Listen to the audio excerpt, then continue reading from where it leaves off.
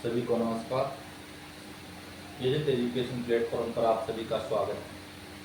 आज हम बीएड की जो मुख्य परीक्षा हो रही है उसमें बीएड प्रथम वर्ष के जो विद्यार्थी हैं उनका सब्जेक्ट हिंदी शिक्षण का विज्ञान यानी पेडागोजी ऑफ हिंदी के जो मुख्य प्रश्न हैं उन पर विस्तार से चर्चा करेंगे। तो यहाँ पर जो पेपर बनाया जाएगा यूनिवर्सिटी की तरफ से वो दो पार्ट में होगा, ए और बी में। कुछ परीक्षा केंद्र होंगे जहाँ ए पेपर पहुँचेगा और कुछ स्थानों पर बी पेपर है वो पहुँचेगा। तो ए और बी दोनों ग्रुप के जो पेपर हैं उनके लिए महत्वपूर्ण प्रश्न कौन कौन से हैं जो परीक्षा में पूछे जा सकते हैं, तो उन पर हम चर्चा करेंगे। सबसे पहले हमारा जो पेपर है वो 3 खंडों में विभाजित होगा। सबसे पहले खंड ए होगा, इसमें आपको 10 प्रश्न दिए जाएंगे। प्रत्येक प्रश्न 2 अंक का होगा और कुल 20 अंक होंगे। तो प्रश्न क्या पूछा जा सकता है यहाँ पर आपसे? प्रश्न आपसे पूछा जा सकता है वर्ण किसे कहते हैं?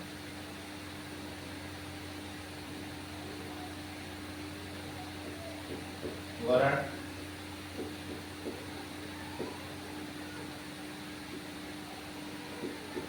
किसे कहते हैं?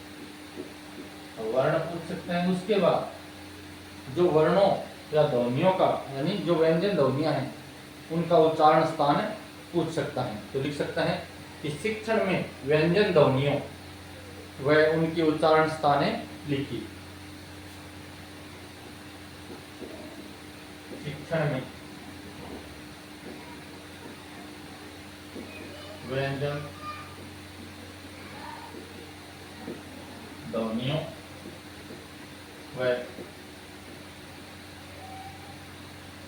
उनके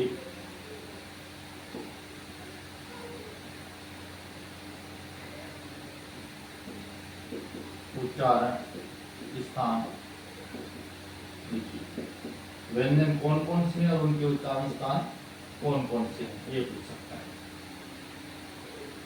दूसरा क्वेश्चन आपसे पूछा जा सकता है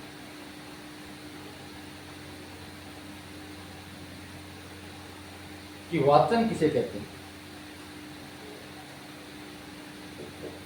वाचन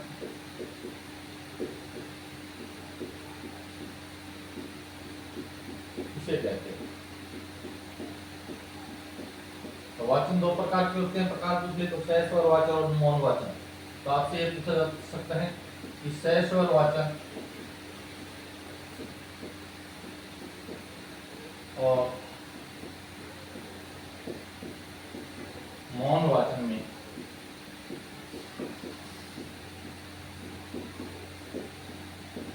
अंतर स्पष्ट कीजिए, अंतर बताइए। ये पूछा जा सकता है। आगे आपसे पूछा जा सकता है अगला प्रश्न कि बलाघात क्या है?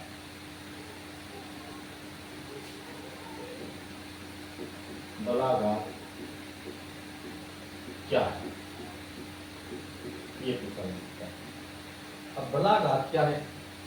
अब बलाघात है यानी बल योगा घात, यानी जब किसी भी वाक्य में किसी भी शब्द के ऊपर अगर आप जोर दे रहे हैं तो वो क्या है? बलाघात है। तो शब्दों में बलाघात हो सकते हैं या कोई आप वाक्य पढ़ते जा रहे हैं, किसी वाक्य पर अगर आप जोर दे रहे हैं तो वाक्य बलाघात। तो शब्दा बलाघात भी होता है इसमें, वाक्य बलाघात भी होता है। उसके बाद में आपसे मातृभाषा का अर्थ और परिभाषा पूछ सकता है।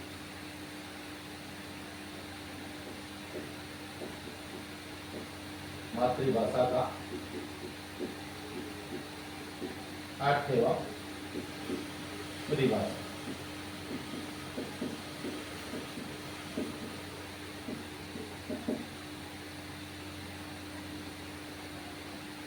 मातृभाषा यानी माता की भाषा कहने का अभिप्राय कि बालक जब अपने संपर्क में आने वाले लोगों से जो भाषा अर्जित करता है, सीखता है, वो उसकी क्या होती है, मातृभाषा होती है। इसको लेकर अलग अलग विद्वानों की अलग अलग परिभाषा है, तो आप कोई दो परिभाषा याद कर लें। उसके बाद में आपसे जो राजभाषा और राष्ट्रभाषा है उसमें अंतर पूछा जा सकता है कि राजभाषा और राष्ट्रभाषा में अंतर है। दोनों में क्या अंतर? राजभाषा क्या है, यानी जो सरकारी कामकाज के लिए जिस भाषा को निर्धारित किया गया वो राजभाषा है, और राष्ट्र में जो सर्वाधिक प्रचलित है, जो सबसे ज्यादा लोग बोलते हैं, वो उस राष्ट्र की क्या होती है, राष्ट्रभाषा होती है।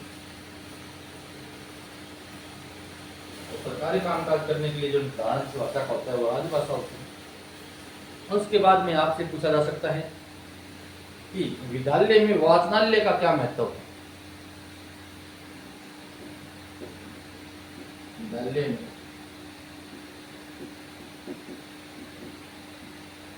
वाचनालय का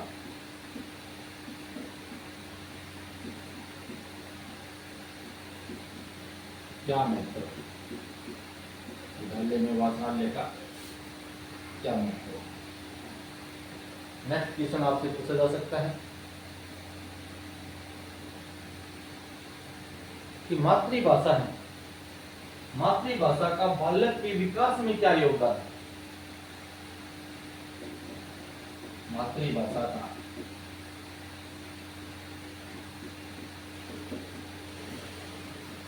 बालक के विकास में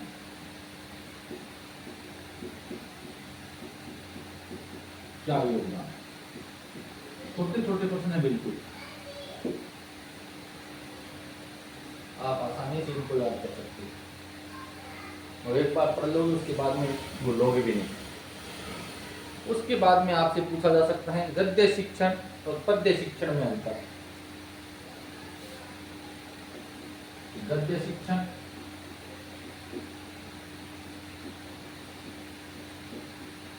और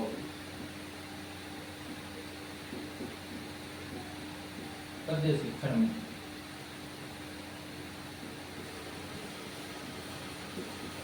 क्या अंतर है।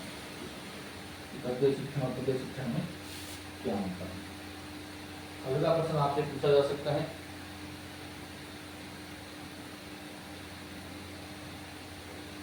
गद्य शिक्षण और पद्य शिक्षण में क्या अंतर है।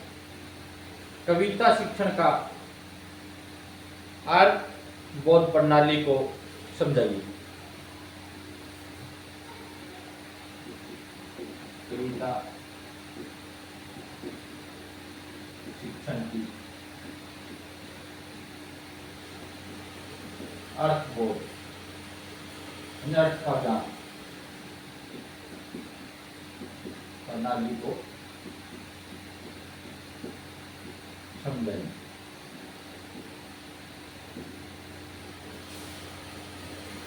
आगे आपको प्रश्न पूछा जा सकता है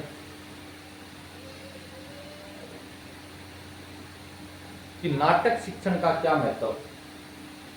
और जो नाटक शिक्षण है, नाटक के अलग अलग प्रकार होते हैं नाटक शिक्षण के, तो नाटक शिक्षण का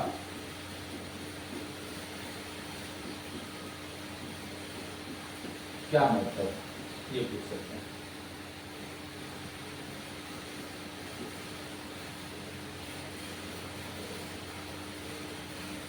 उसके बाद में आपसे पूछा जा सकता है कि कहानी की प्रमुख तत्वों का उल्लेख कीजिए। कि तो कहानी की रचना की जाती है तो उसकी प्रमुख तत्व कौन से होते हैं। कहानी के प्रमुख तत्वों का उल्लेख कीजिए। कहानी की जब रचना की जाती है तो कौन कौन से तत्व हैं उसमें शामिल किए जाते हैं। ये प्रश्न आपसे पूछा जा सकता है। कहानी के तत्व महत्वपूर्ण है। कहानी की रचना किस प्रकार से होती है, कौन कौन से आयाम हैं, कौन कौन से तत्व हैं जिनको कहानी लिखते समय शामिल करना पड़ता है।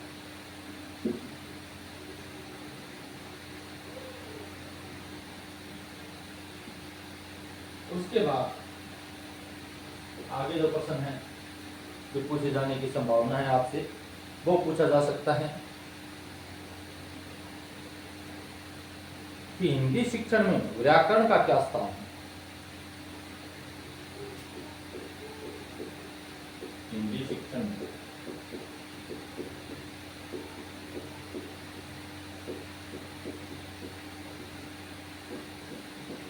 व्याकरण का क्या स्थान है। हिंदी शिक्षण में व्याकरण का क्या स्थान है, ये पूछा जा सकता है।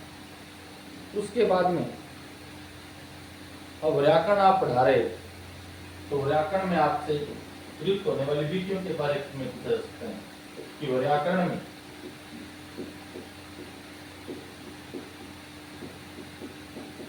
आगमन, निगमन विधि से आप क्या समझते हैं।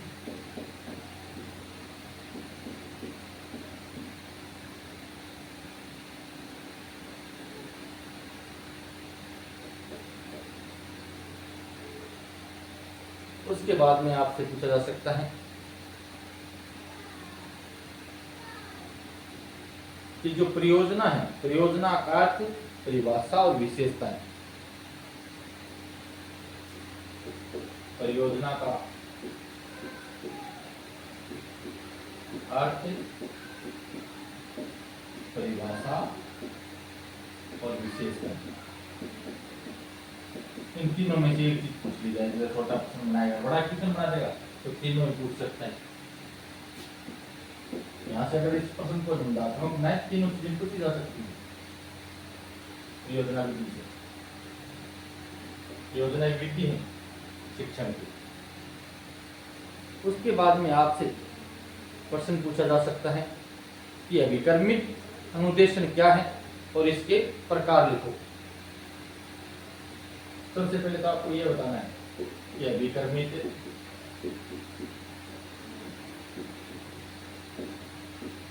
अनुदेशन क्या है। उसके बाद में पूछ सकता है इसके प्रकार लिखो। इसके प्रकार हैं, उन प्रकारों के नाम लिखने हैं आपको। एक अभिकर्मित अनुदेशन है, सांख्यिक अभिकर्मित अनुदेशन है या गणितीय अभिकर्मित अनुदेशन है, तो उसके अलग अलग जो प्रकार हैं वो प्रकारों के नाम आपको लिखने हैं। उसके बाद में आपसे प्रश्न पूछा जा सकता है अभिकर्मित अनुदेशन के बाद कि भाषा शिक्षण में कंप्यूटर का क्या महत्व है। भाषा शिक्षण में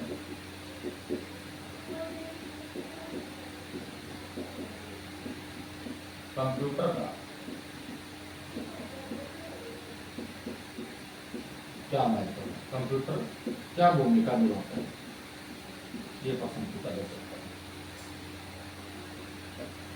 उसके बाद भाषा शिक्षण में कंप्यूटर का महत्व, उसके बाद में भाषा प्रयोगशाला का अर्थ, लाभ और उपयोगिता। भाषा के लिए भाषा प्रयोगशाला का अर्थ, इसका अर्थ क्या है और इसके लाभ क्या है और इसकी उपयोगिता क्या, ये बड़ा प्रश्न यहाँ से बनने की पूरी संभावना है। उसके बाद में आपसे पूछा जा सकता है कि मूल्यांकन से आप क्या समझते हैं, इसके प्रकार लिखें। मूल्यांकन से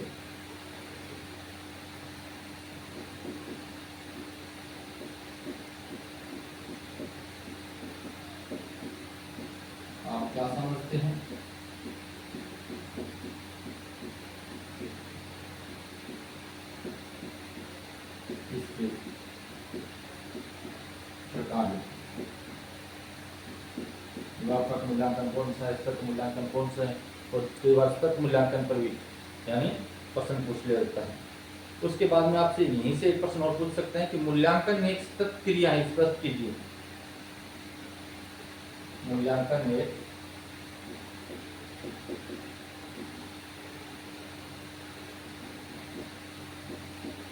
सतत यानी लगातार चलने वाली प्रक्रिया है। मूल्यांकन एक सतत प्रक्रिया है, स्पष्ट कीजिए।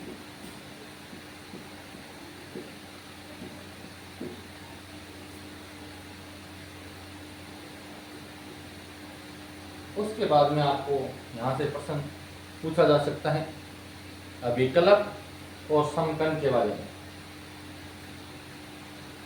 कि अभिकलक और समंकन क्या है। अब अभिकलक कौन सा चरण है और समंकन कौन सा चरण है, इनको आप पढ़ के जाना। उसके बाद में आपसे प्रश्न पूछा जा सकता है कि पाठ योजना का अर्थ, आवश्यकता और महत्व। पाठ योजना का अर्थ, महत्व और आवश्यकता। इन तीनों में से छोटा प्रश्न बनाएगा तो एक पूछ लेगा, या तो अर्थ पूछ लेगा, या महत्व पूछ लेगा, या आवश्यकता। तो बड़ा क्वेश्चन यहाँ से दिया है तो तीनों चीजें एक साथ पूछ ली जाएगी आपसे। उसके बाद में आपको जो हर्बर्ट की पंचपदी है, पंचपदी आयाम है, उनके बारे में पूछ सकता है कि हर्बर्ट के पंचपदी आयामों का उल्लेख कीजिए।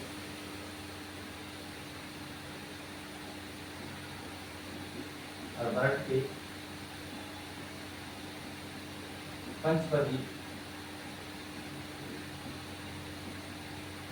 आयामों का उल्लेख कीजिए।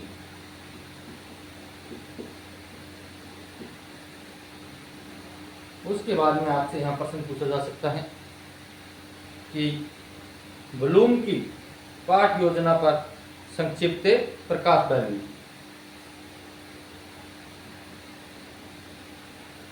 ब्लूम की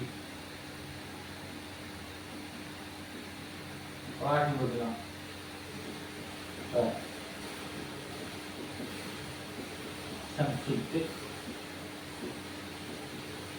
प्रकाश डालिए। ब्लूम ने पाठ योजना के लिए कौन कौन से चरण बताए।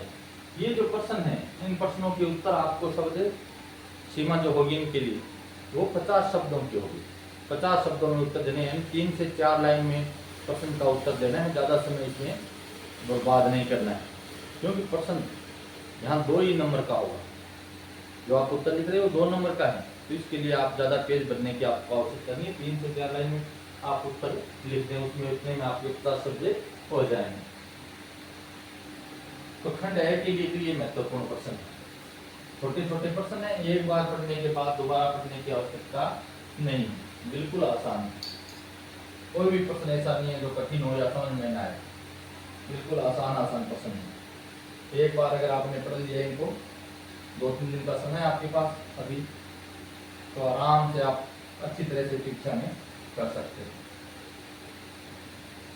उसके बाद जो खंड ब है, खंड ब में आपको 5 प्रश्न करने हैं, प्रत्येक प्रश्न 6 अंक का, कुल 30 अंक है। यहाँ पर आपको प्रत्येक प्रश्न का उत्तर देते समय जो शब्द सीमा है, वो शब्द सीमा है वो 200 शब्दों में रखनी होगी, यानी ये कम से कम 1 पेज के अंदर उत्तर होना चाहिए। 1-2 लाइन ऊपर वहाँ तक कोई बात नहीं, लेकिन ज़्यादा पेज भरने की यहाँ आवश्यकता नहीं है। तो दूसरा प्रश्न आपको क्या पूछ सकता है, मौखिक भाषा और लिखित भाषा में अंतर। प्रश्न संख्या 2 क्या पूछ सकता है,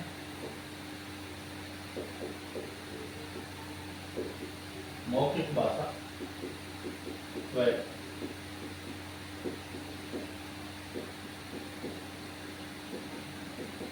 लिखित भाषा में अंतर है।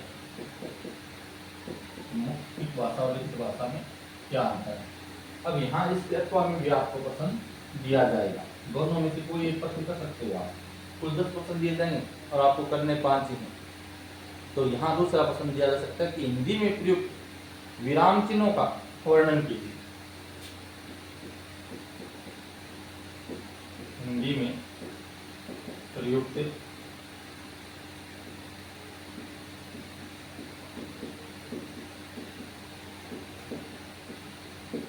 विराम चिन्हों का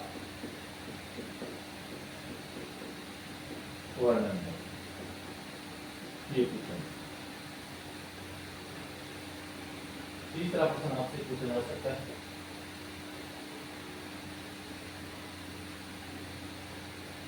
कि मातृभाषा केवल एक विषय नहीं परंतु सब विषयों की नींव है, स्पष्ट करें। मातृभाषा केवल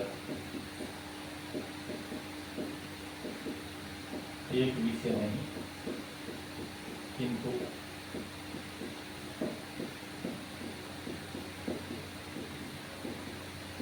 सब विषयों की नींव है, सब विषयों की नींव है, स्पष्ट है।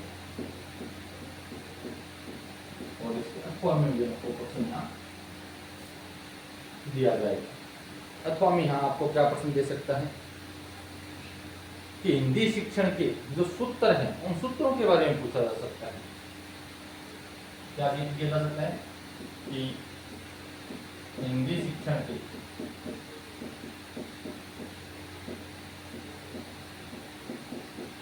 सूत्रों का वर्णन कीजिए। हिंदी शिक्षण के सूत्रों का वर्णन कीजिए, ये पूछ सकता है। प्रश्न संख्या 4 आपसे पूछा जा सकता है कि कविता क्या है, कविता क्या है और उसके उद्देश्य क्या है, या कविता किसे कहते हैं? कविता किसे कहते हैं?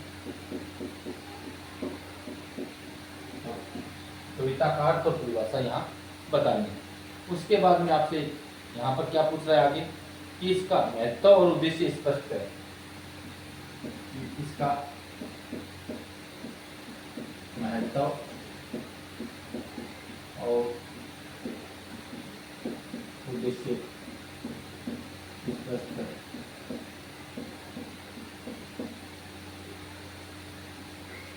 और यहाँ भी आपको अथवा में प्रश्न दिया जाएगा, अथवा में प्रश्न मिलेगा। अथवा में क्या पूछ सकता है कि नाटक की या नाटक का शिक्षण की दृष्टि से महत्व और उद्देश्य लिखिए। नाटक का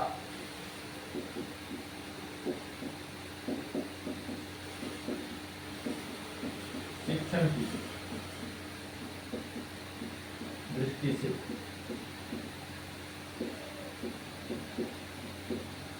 महत्व और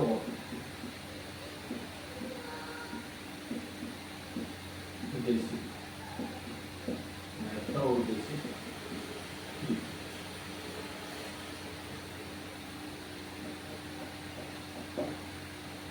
प्रश्न संख्या 5। पांचवा प्रश्न आपसे जो भाषा प्रयोगशाला है, भाषा प्रयोगशाला, तो भाषा प्रयोगशाला का हम पहले ही बात कर चुके हैं। यहाँ भाषा प्रयोगशाला की आवश्यकता पूछी जा सकती है कि भाषा प्रयोगशाला की आवश्यकता का वर्णन कीजिए। भाषा प्रयोगशाला की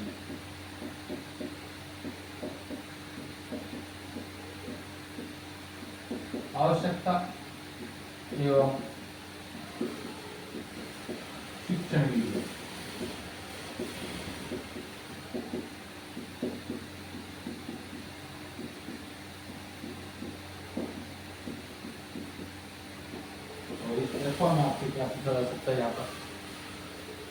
आपसे पूछा जा सकता है परियोजना विधि कार्ड और हिंदी शिक्षण में इसका उपयोग, अथवा पूछा जा सकता है परियोजना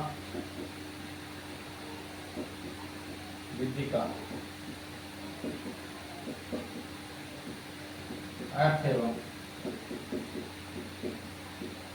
हिंदी शिक्षण में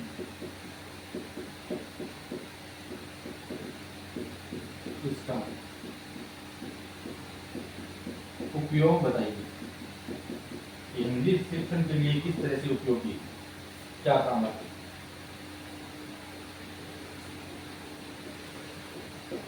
और खंड ब का 5वां प्रश्न है वो आपसे पूछा जा सकता है कि हिंदी शिक्षण में प्रयोग आने वाली प्रमुख सहायक सामग्रियों का वर्णन कीजिए।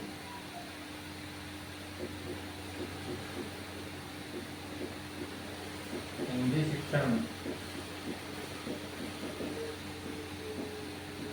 प्रयोग की जाने वाली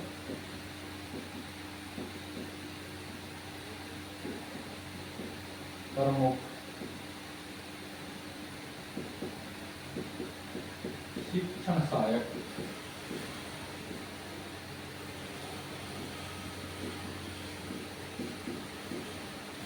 सामग्रियों का वर्णन कीजिए।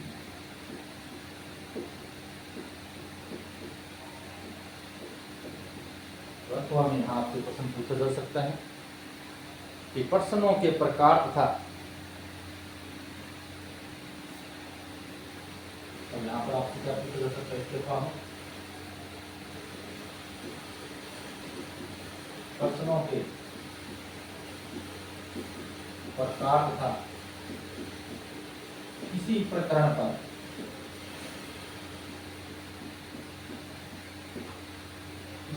पर प्रश्नों के पहले तो आपको प्रकार बताने हैं कि अति लघुतरात्मक है, लघुतरात्मक है, वस्तुनिष्ठ है, उसके बाद में निंदात्मक है, प्रकार बताने। फिर क्या कहना है कि किसी भी प्रकरण पर वस्तुनिष्ठ और लघुतरात्मक प्रश्न बनाइए।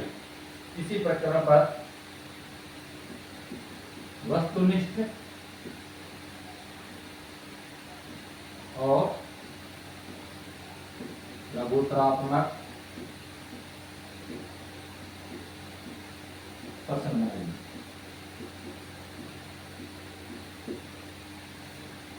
ये खंड ब के लिए महत्वपूर्ण प्रश्न है जो आपसे पूछे जा सकते हैं। प्रत्येक प्रश्न का उत्तर हमें यहाँ 200 शब्दों में देना होगा, यानी आपकी जो उत्तर पुस्तिका है उसका कम से कम 1 पेज या फिर 1-2 लाइन ऊपर कर सकते हैं।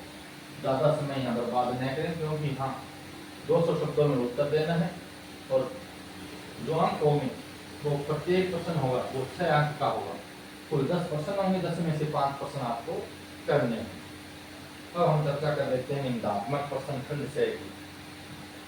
तीसरा जो खंड होगा वो होगा खंड 6। यहाँ पर आपको 3 प्रश्न करने होंगे, प्रत्येक प्रश्न 10 अंक का होगा और यहाँ कुल ये खंड 30 अंक का होगा। 30 अंक का होगा। यहाँ जो उत्तर शब्द सीमा होगी वो 500 शब्दों में होगी। 500 शब्दों में उत्तर देने का अभिप्राय है कि उत्तर पुस्तिका के आप यानी 2.5 से 3 पेज, 2.5 पेज तक आप उत्तर दे रहे हो तो आपके 500 शब्द वहाँ पूर्ण हो रहे हैं, या फिर अधिकतम जो 3 पेज का, तो उससे ज़्यादा मत करो। यहाँ आपसे कौन कौन से प्रश्न महत्वपूर्ण हैं जो पूछे जा सकते हैं।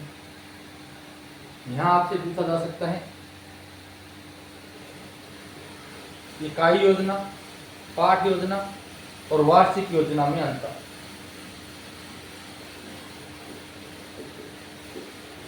इकाई योजना, पाठ योजना और वार्षिक योजना में अंतर क्या है, अंतर पूछ सकता है। अंतर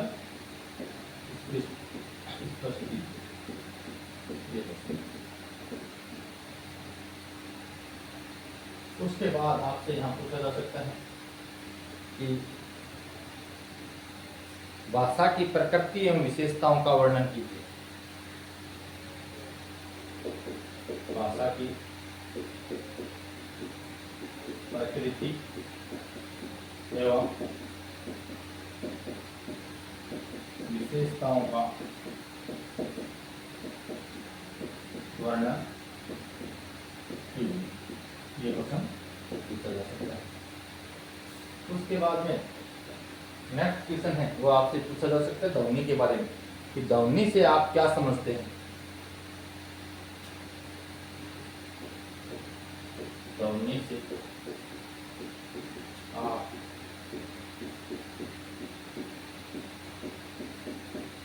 क्या समझते हैं। उसके बाद में हिंदी भाषा में ध्वनियों का अर्थ स्पष्ट करते हुए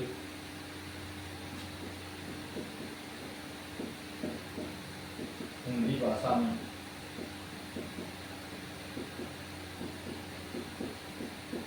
ध्वनियों का अर्थ स्पष्ट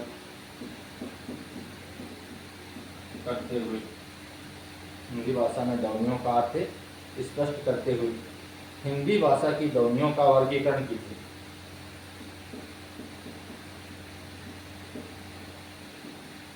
हिंदी भाषा की ध्वनियों का वर्गीकरण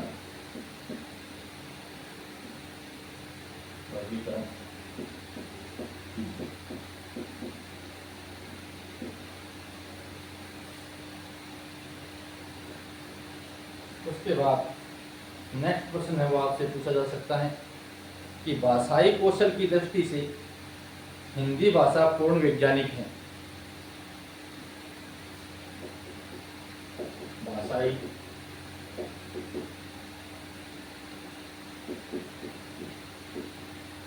कौशल की दृष्टि से हिंदी भाषा पूर्ण वैज्ञानिक।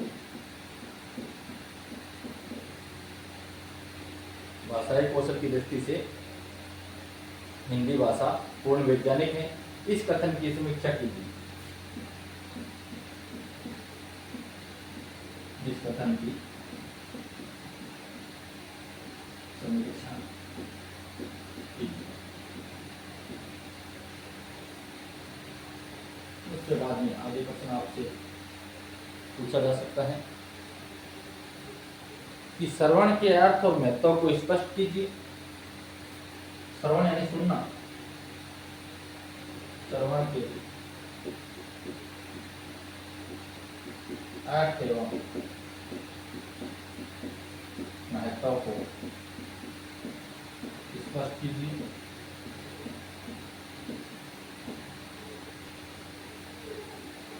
अर्थ एवं महत्व को स्पष्ट कीजिए।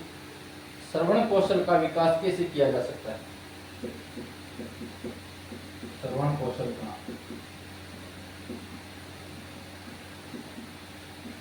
विकास कैसे किया जा सकता है।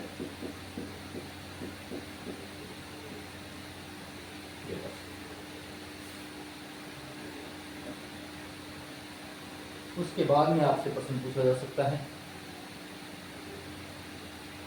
कि हिंदी से वर्तनी की अशुद्धियों की मुख्य क्या कारण है। यानी हिंदी में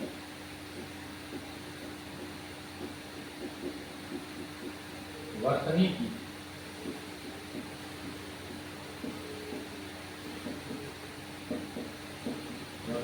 अशुद्धियों के मुख्य क्या कारण है। यानी हिंदी भाषा में जो गलतियां हो रही हैं वर्तनी से संबंधित, उसका मुख्य कारण क्या है। और आगे इसी में पूछा जा सकता है कि इसको दूर करने के उपाय लिखिए। यानी इन अशुद्धियों को दूर करने के उपाय क्या है, तो इनको दूर करने के उपाय लिखिए। इनको दूर करने के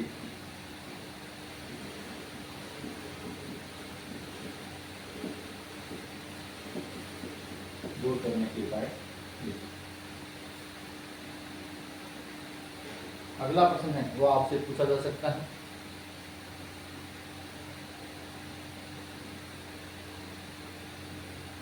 कि मातृभाषा हिंदी का अन्य विषयों के साथ क्या समन्वय है, स्पष्ट करें। मातृभाषा हिंदी का अन्य विषयों के साथ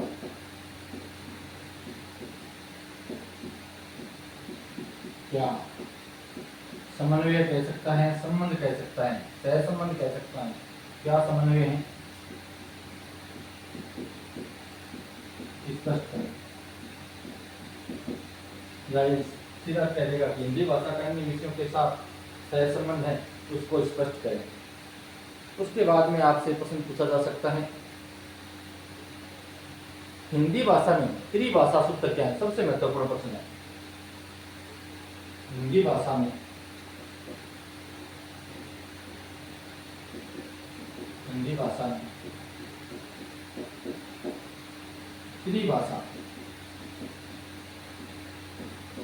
सूत्र क्या है, वाई क्लास में आपको बताया गया है कि त्रिभाषा सूत्र क्या है। उसके बाद में आपसे पूछा जा सकता है कि नाटक शिक्षण की प्रमुख विधियों की विवेचना कीजिए। नाटक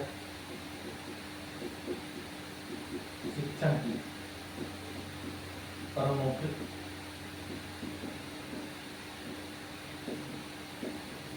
विधियों की विवेचना कीजिए।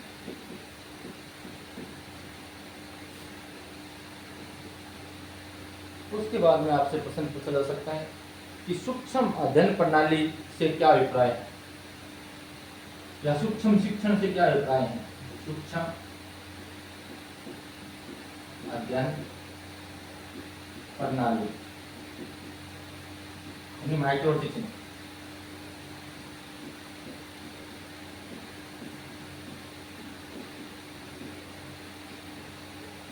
क्या अभिप्राय है।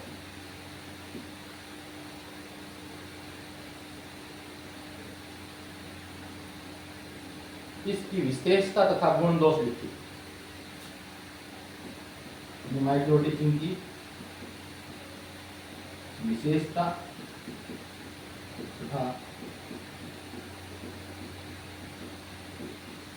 गुण दोष लिखिए कि इसके क्या गुण और क्या इसके दोष।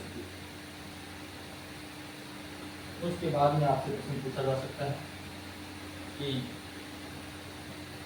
वर्तमान मूल्यांकन प्रणाली में वस्तुनिष्ठ प्रश्नों की क्या उपयोगिता है। वर्तमान मूल्यांकन प्रणाली में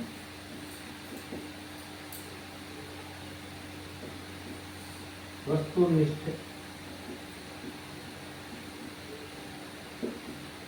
प्रश्नों की क्या उपयोगिता, ये पूछ सकता है। ये जो प्रश्न है, इन प्रश्नों को अगर एक बार भी आपने अच्छे ढंग से पढ़ लिया तो बिल्कुल आसान प्रश्न है, कोई कठिनाई वाली बात नहीं है, आराम से आप कर सकते हैं। उसके बाद में आपसे प्रश्न पूछा जा सकता है, छोटे छोटे प्रश्न नहीं, एक बार पढ़ने के बाद में अच्छे से आपके याद हो जाएंगे कि एक अच्छे प्रश्न पत्र की विशेषताएं।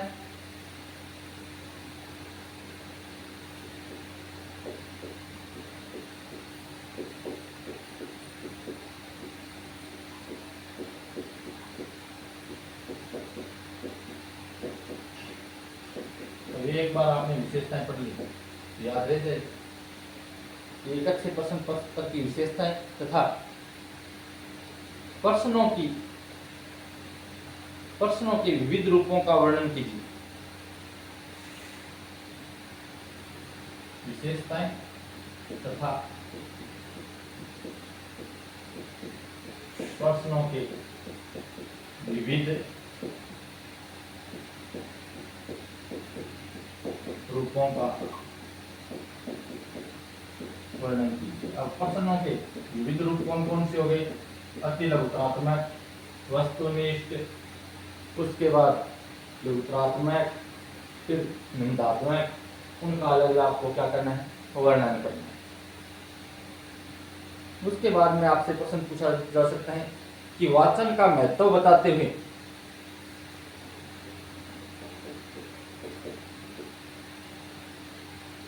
वाचन का महत्व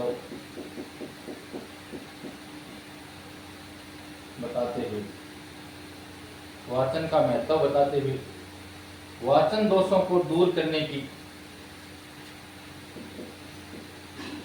वाचन दोषों को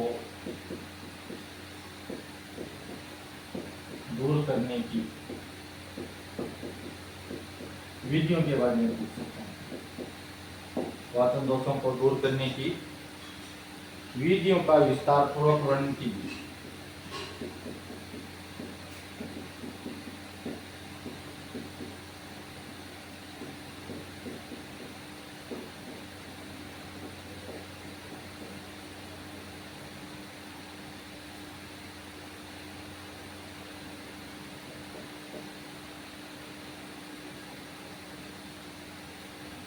उसके बाद में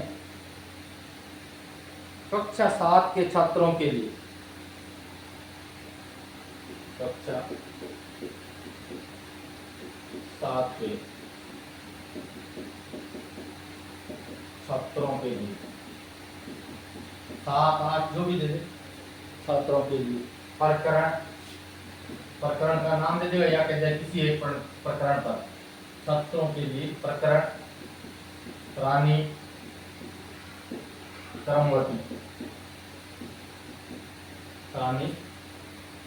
क्रमवती पढ़ाने हेतु एक पाठ योजना का निर्माण कीजिए। रानी क्रमवती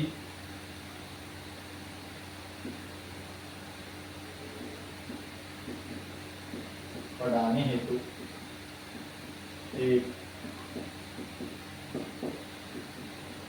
पाठ योजना का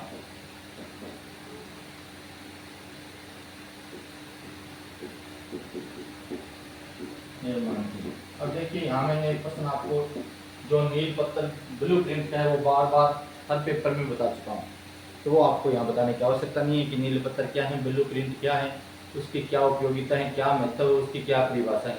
वो प्रश्न बहुत अच्छे तरह से आपको यानी याद हो चुका है। ये महत्वपूर्ण प्रश्न है जो खंड 6 में आएंगे। इनमें से दोनों ग्रुपों के लिए, ए और बी दोनों ग्रुपों के लिए ये प्रश्न बताए गए। 5 प्रश्न होंगे प्रत्येक ग्रुप में और उनमें से 3 प्रश्न करने होंगे, तो ये लगभग 10 प्रश्न है। 10 होंगे, 11-12 होंगे।